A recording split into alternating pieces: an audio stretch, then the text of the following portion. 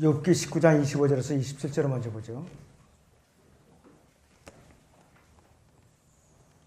이는 나의 구속주와 살아계시고 훗날 그가 땅에 서실 것임을 내가 알미라.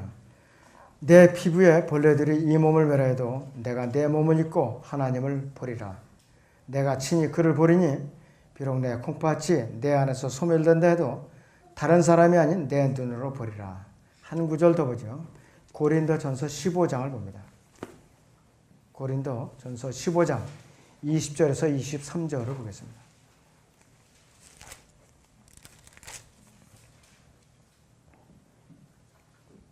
그러나 이제 그리스도께서는 죽은 자들로부터 살아나서 잠들었던 자들이 천년매들이 되셨느니라. 사망의 사람으로 말미암는 것 같이 죽은 자의 부활도 사람으로 말미암는도다. 이는 아담 안에서 모든 사람이 죽은 것 같이 그리스도 안에서 모든 사람을 살게 하려 함이라. 그러나 각자 자기의 서열대로 되리니 그리스도가 천열매들이요 그 다음은 그리스도께서 오실 때 그분께 속한 사람들이라 그랬습니다. 오후의 말씀의 주제는 부활의 진리들입니다. 부활의 진리들.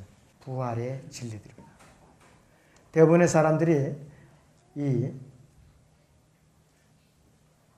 심판에 부활하면은 백보자 심판만을 생각을 했어요. 백보자 심판. 저주의 부활에 대해서 대부분이 알고 있어요. 그래서 성경에는 부활과 관련된 진리들이 곳곳에서 여러 가지 용어로 불리고 있어요.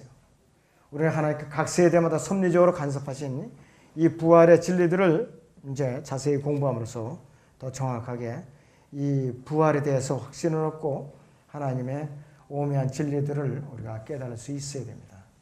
이 오후에는 특별히 오늘은 성경 구절을 좀 많이 찾아보겠습니다. 첫째는 죽은 자의 부활은 구약의 족장들이 믿었어요. 구약의 족장들이. 구약의 족장들이 아브라함을 비롯해서 12족장을 비롯한 구약의 이스라엘 족장들이 믿었고 또 선지자들을 통해서 계시된 사건이고 죽은 자들이 살아나는 기적들이 구약에서 여러 군데서 기록이 되고 있어요. 자, 성경을 몇 군데 보면은요.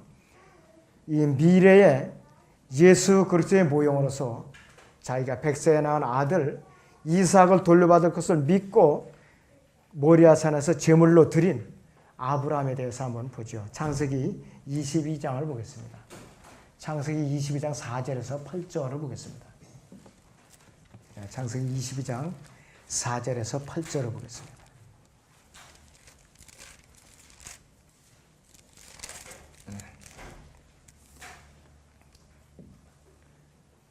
삼일째 되던 날 아브라함이 눈을 들어 멀리 있는 그곳을 보고 아브라함이 그의 청년들에게 말하기를 너희는 나귀와 함께 여기에서 머물라. 나와 아이는 저기로 가서 경배드리고 다시 너희에게로 돌아오리라고. 아브라함이 번제에 쓸 나무를 들어서 그의 아들 이삭에게 지우고 그는 자기 손에 불과 칼을 들고 두 사람이 함께 하더라. 이삭이 그의 아비 아브라함에게 고하여 말하기를 나의 아버지여 하니 그가 말하기를 내 아들아 내가 여기 있노라 하니 그가 말하기를 불과 나무를 보소서. 그런데 번제에 쓸 어린 양은 어디 있나이까 하자. 아브라함이 말하기를 내 아들아 하나님께서 자신을 번제에 쓸 어린 양으로 마련하실 것이라고 두 사람이 함께 가더라 이랬습니다. 결국은 칼로 들어서 내려치려니까 하나님께서 막으셨죠. 멈추라고. 그래서 하나님께서 수풀에다 순양 한 마리를 주셔서 이 이삭을 대신해서 번제로 드리고 온 사건입니다. 그래서 이제 이 족장의 이제 조상으로서 아브라함이 그렇게 부활을 믿고서 자기 아들을 믿음으로 드렸던 것이 이것이 이 히브리서 11장 19절에서는 더 정확하게 우리가 설명을 해주고 있어요. 히브리서 11장 19절을 보겠습니다. 히브리서 11장 19절을 보죠.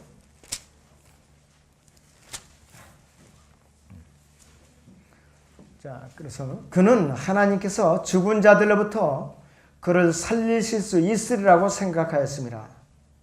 이로써 그는 모형으로 그를 죽은 자 가운데서 다시 받은 것이니라 했습니다. 이삭을 다시 돌려받았다 이것이에요. 이 아브라함이 보통 믿음을 가진 사람이 아니에요. 선지자들을 통해서 또 예언이 됐다고 그러는데요. 구약에 여러 선지자들이 있지만 그 중에서도 우리는 엘리사 선지자는 성격이 아주 불칼 같은 사람이에요. 성격이. 수넴 여인의 아들을, 죽은 아들을 그가 하나님께 부르짖어 기도해가지고서 살려낸 사건이 있어요. 열왕기하 4장을 보죠. 수넴 여인의 죽은 아들이 어떻게 살아나는가? 열왕기하 4장 32절부터 37절까지 봅니다. 열왕기하 4장 32절에서 37절을 보겠습니다. 엘리사가 집에 들어오니 보라, 그 아이가 죽어 침상에 뉘어있더라. 그러므로 엘리사가 들어가서 두 사람만 있도록 문을 닫고 주께 기도하더라. 그가 올라가서 아이 위에 엎드려 자기 입을 아이의 입에, 자기 눈을 아이의 눈에, 자기 두 손을 아이의 두 손에 대었더라. 그가 자기 몸을 그 아이 위에 대자 그 아이의 살이 점점 따뜻해지더라. 그러자 그가 돌이켜 집안을 이리저리 거니다가 올라가 자기 몸을 그 아이 위에 대니 아이가 7번 재채기를 하고 눈을 뜨는지라. 그가 게하시를 불러 말하기를 이 수넴 여인을 부르라 하자 그가 그녀를 부르니라.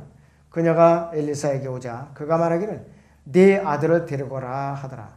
그녀가 들어가 그의 발 앞에 엎드려 땅에 대고 절한 후 그녀의 아들을 안고 가니라 했습니다. 요 직전 구절에서는 수넴 여인이 언제 내가 당신에게 아이를 요구했던 적이 있느냐는 원망까지 했어요. 그런데 막상 살려내니까 오히려 절을 하고 아이를 데리고 나간 사건이 있었어요. 자, 그리고 예수 그리스도께서도요, 이 땅에서 초림 때에 인자로서 사역하실 때에 죽은 자들을 직접 이제 살려냈어요. 여러 군데서 이제 살려냈어요. 마태복음 9장 25절에도 그렇고, 누가복음 7장 12절에도 그렇고, 요한복음 11장 43절에도 그렇고, 이제 몇 사람은 이제 살려냈는데, 과연 대표적인 사람, 여러분들이 잘 아는 사람, 한 사람만 확인하죠. 나사로를 봅니다. 요한복음 11장 43절에서 44절을 보세요, 여러분들. 11장 43절에서 44절을 봅니다.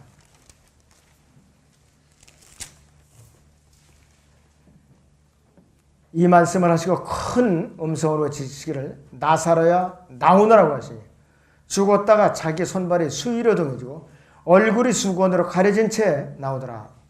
예수께서 그들에게 말씀하시기를 그를 주어 다니게 하라고 하시니라 그랬습니다. 그 너희들이 오라비가 죽었다고 예수님께 기별을 넣었을 때 이틀이 지나서 이제 기별이 닿았는데 이틀을 더 기다렸어요. 이틀을. 그런데 너희들은 원망스러우실지도 몰라요. 그러니까 주님께서는 이틀을 더 기다려서 완전히 썩기를 기다린 거예요. 완전히. 그러면서 11절에 보니까 주께서 이 말씀을 하신 후 그들에게 말씀하시기를 우리의 친구 나사로가 잠들었도다 그랬어요. 잠들었도다. 그러나 내가 그를 잠에서 깨우러 가노라 이렇게 말씀드렸어요. 잠잔 것으로 여겼다 이것이죠. 잠잔 것으로. 그래갖고 살려냈었다 이것이죠.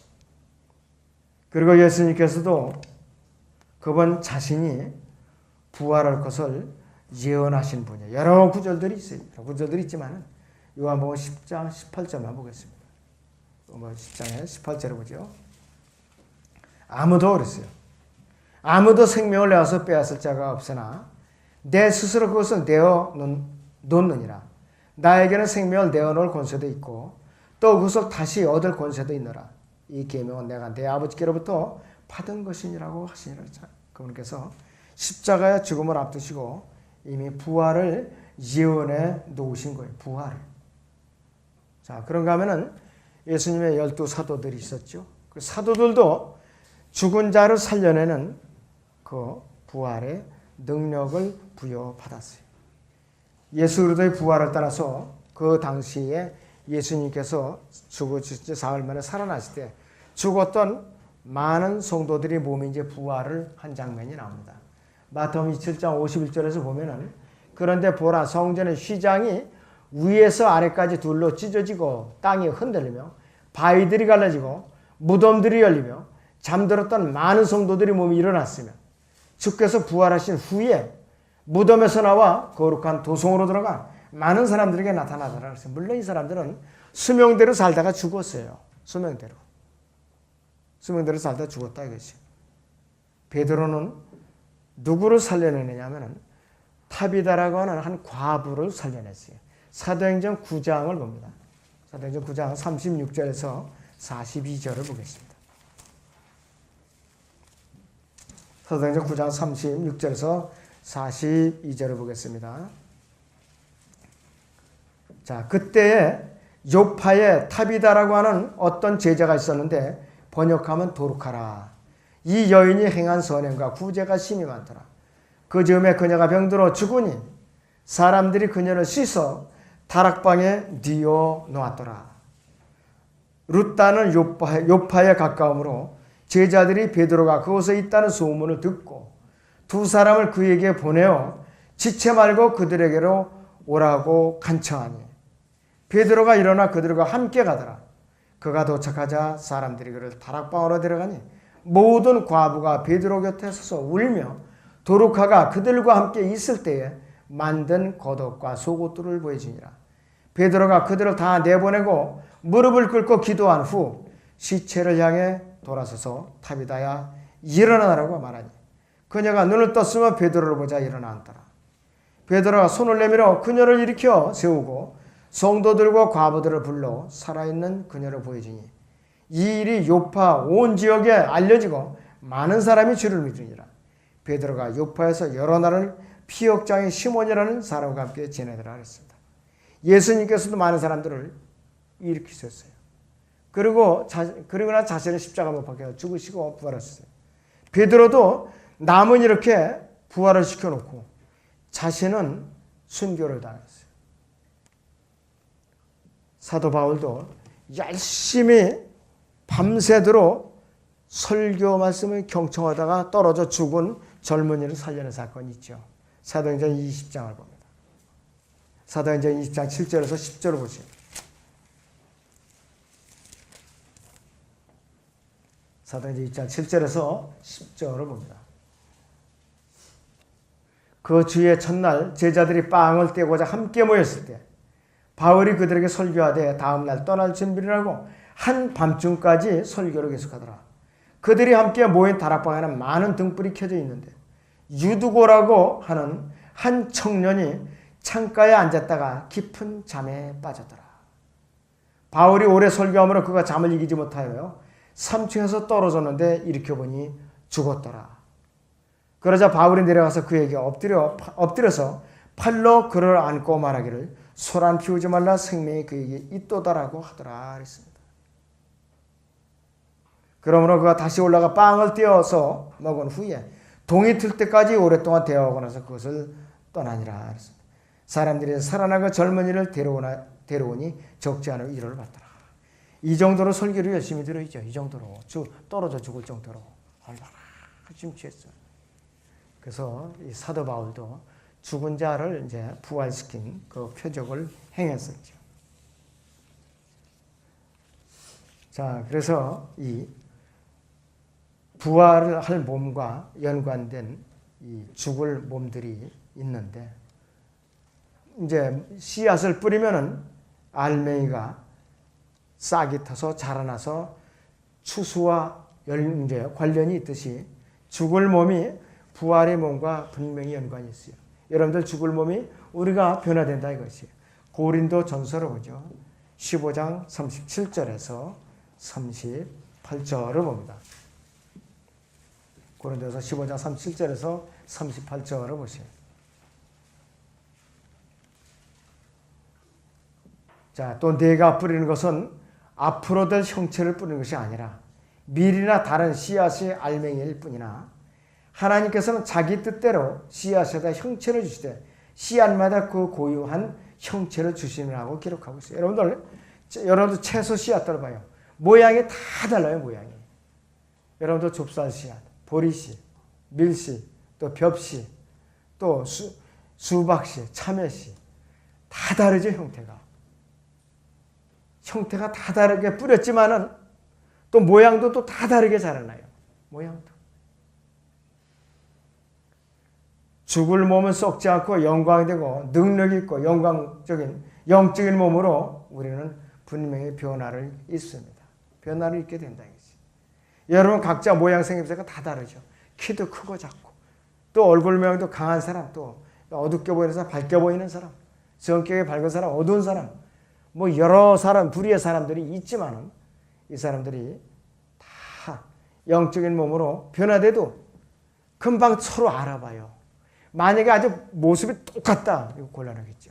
그러나 다야 모습이 다르지만은 주님과 같은 영적인 몸, 똑같은 몸으로 변했기 때문에 부활한 몸이라도 아무개 금방 한다 이것이요. 금방 한다. 셋째 하늘에 올라가면 우리는 12사도를 보지 않았어도 다 알아차리게 돼 있어요. 다 모양이 달라요. 부활한 몸이라도. 자, 미래에는 두 가지 부활 사건이 기다리고 있어요. 두 가지 사건이. 무덤 속에는 모든 자들이 포함해서 일어나는 두 번의 부활의 안이 남아있는데, 그래서 생명의 부활과 저주의 부활로 나눕니다. 생명의 부활과 저주의 부활이 천년의 간격으로 구분을 해 놓았는데, 요한복음 5장 28절부터 보지요. 요한복음 5장 28절부터 봅니다.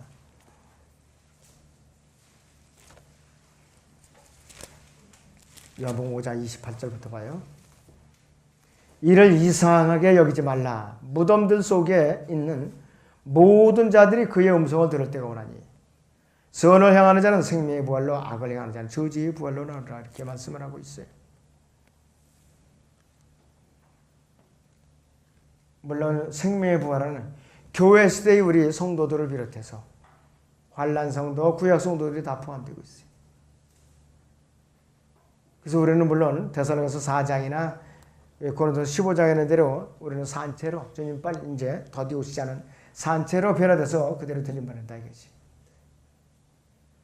그래서 우리가 첫째 부활이라고 하는데 여기에는 우리 성도들이 있고 교회 시대의 성도들이 휴거가 있고 대환란 때 순교자들이 첫째 부활에 참여할 그 환란 성도들이 있고 그들을 이어서 또 구약 성도들이 부활이 또 계속 이어진다 이것이. 그것이 바로 근거가 호세아 6장 1절에서 2절에 이틀 후면 그랬어요. 2000년 후에 그랬어요. 그리고 나서는 1000년 이후에, 1000년 통치 이후에 바로 저주의 부활의 것이 백보자 심판이라 이것이. 그것은 모든 시대를 통해서 예수 그리스도를 또 거부하고 또 각 시대별로 행위대로 또 순종하지 않아서 구원을 못 받은 사람이나 믿음과 행위로 구원을 못 받은 사람, 모든 시대에서 구원받지 못한 사람들이 서는 백보자 심판석이 있더라 이것이. 그 중에서도 여러분들은 그 중에서 핵심이에요. 왜? 예수 그리스도의 몸의 지체이면서 그분의 신부이니까. 교회 시대에 태어난 거. 더 중요한 것이 있어요. 부활의 진리의 가장 핵심적인 요소가 있는데 미래에 있을 몸의 구속 사건이 부활의 모든 진리 중에 핵심 진리입니다. 바로 그 대상자가 누구냐? 여러분들이에요. 바로. 살아있는 믿는 성도들, 이 교회 시대에 성령으로 거듭나서 예수 그리스도의 몸의 지체요. 또 그분과 공동 상속자, 하나님의 상속자들인 바로 여러분의 순식간에 변화될 것이라 이것이. 데살로니가서 4장 봅니다. 14절에서 17절 봅니다. 데살로니가서 4장 14절에서 17절 보죠.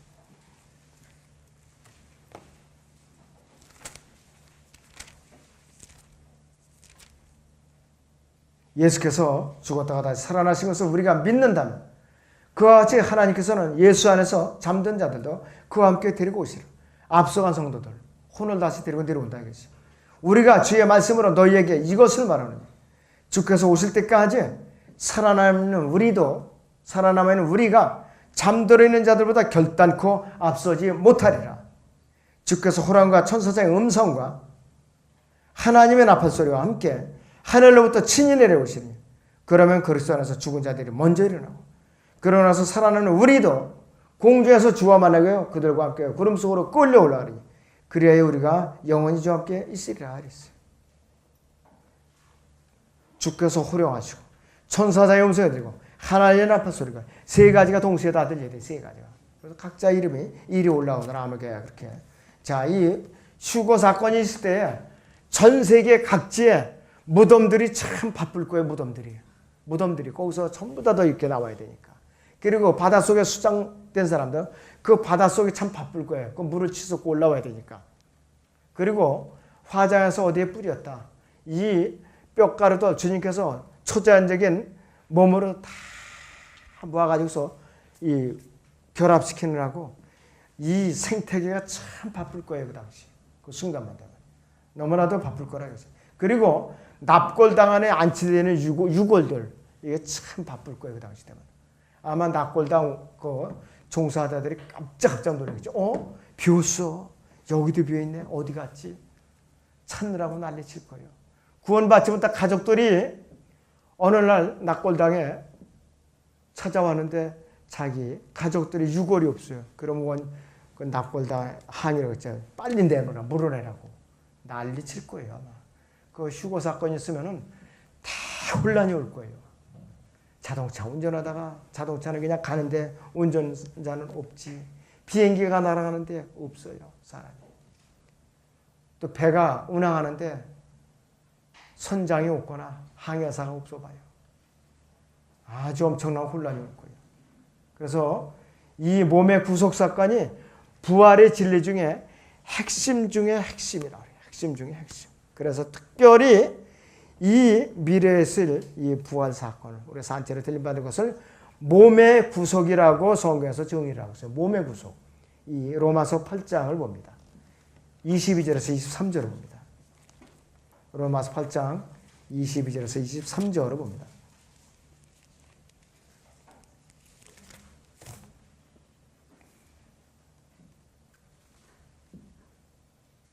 자, 21절부터 보죠. 이는 피조물 자체도 그 썩어짐의 속박으로부터 해방되어 그랬어요.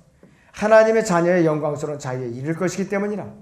모든 창조물이 이제까지 함께 신음하며 고통받는 것을 우리가 아노니 그들뿐만 아니라 성령의 천열매들 가진 우리까지도 속으로 신음하며 양자되는 것 곧 우리 몸의 구속을 기다리고 있느니라 했어요. 우리가 특별히 부활의 진리 중에서 휴거 대열에 속할 사람들을 몸의 구속이라고 표현하고 있어요. 여러분들 몸의 구속을 받을 그 부류 안에 들어간 사람들은 참 복이 있는 사람이에요. 그 중에서도 몸의 구속을 받은 사람들 중에서도 누구냐? 예수님의 신부로 인쳐진 사람들은 더 복이 있는 사람이에요. 환난 성도들도 신부가 아니에요. 구약 성도들도 신부가 아니에요. 여러분들은 몸의 그 구속사건 중에서도 예수님의 신부로서 묶여있는 사람들이에요. 그분과 공동상속자라 이것이에요. 우리가 감사함을 모르는 것은 참으로 하나님 앞에 범죄 행위예요. 감사할 줄 알아야 돼요. 감사할 줄 알아야 되는 것이. 마지막으로 이 부활의 진리가 마지막으로 이 사건이 천년왕국이 끝난 후 백보자 심판 직전에 우주가 정화되고 나서 저주의 부활 사건이 있어요. 저주의 부활 사건. 하늘들과 땅의 불에 타서 정화되고 나서 백보자 심판석에 서기 위해서 저주의 부활이 있을 것인데 어떻게 정화가 되는가? 베드로서 3장 보죠. 베드로서 3장 10절에서 12절을 봅니다.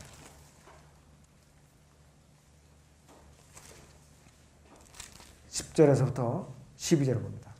그러나 주의 날이 밤에 도둑같이 오리니 그날에는 하늘들이 굉장한 소리를 내며 사라지고 우주의 구성 요소들이 맹렬한 불로 녹아내리며 땅과 그 안에 있는 일들이 타버릴 것이라.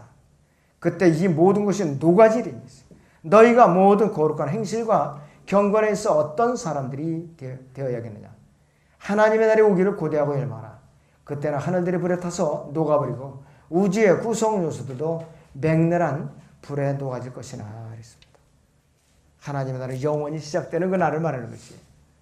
자, 그리고 나서 저주의 부활이 있을 것인데 전 세대를 통해서 구원받지 못한 사람들이 서게 되는 거라겠어요.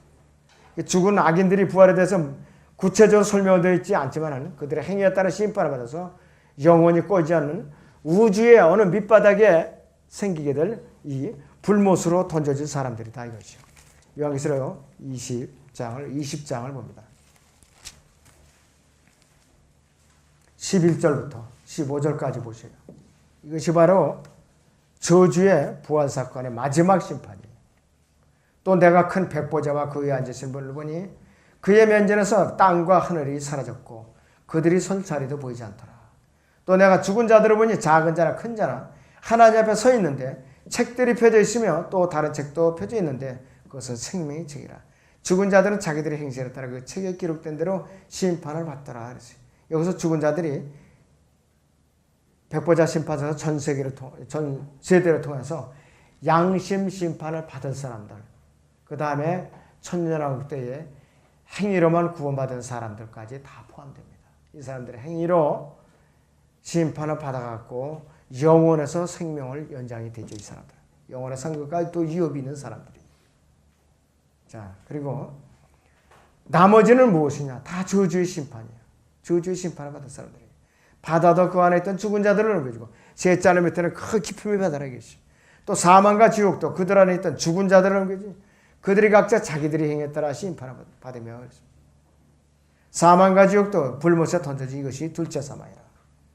누구든지 생명의 책에 기록되지 않은 자는 불못에 던져지라 하세요. 지금 지옥에 가서 고생하고 있는 사람들 백보자 심판소에 끌려나와갖고 행위대로 정확하게 심판을 받아서 아예 영원한 불못에 던져서 영원토록 이제 간다는 사실이에요.